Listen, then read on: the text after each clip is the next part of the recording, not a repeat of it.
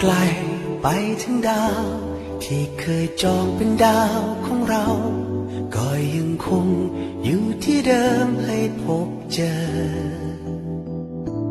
อยู่ตรงนี้มองเห็นดาวและดวงดาวคงมองเห็นเธออย่างน้อยเรา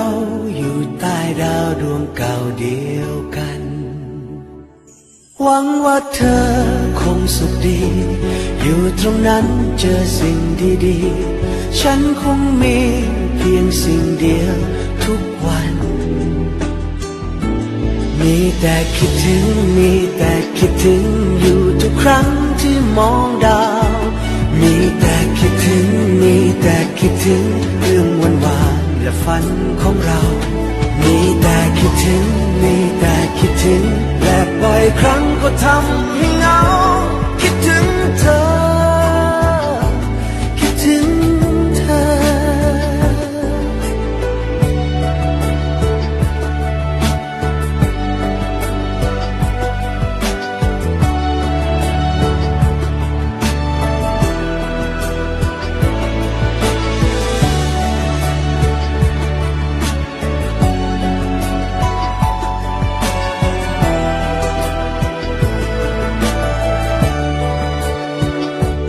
หวังว่าเธอคงสุขดีอยู่ตรงนั้นเจอสิ่งดีๆฉันคงมีเพียงสิ่งเดียวทุกวันมีแต่คิดถึงมีแต่คิดถึงอยู่ทุกครั้งที่มองดาว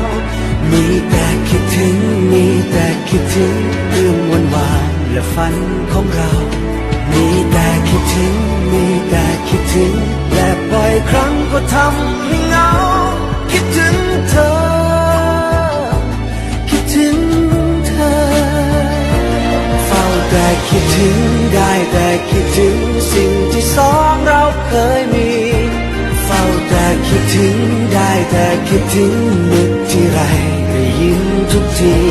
มีแต่คิดถึงมีแต่คิดถึงอยากให้เธอได้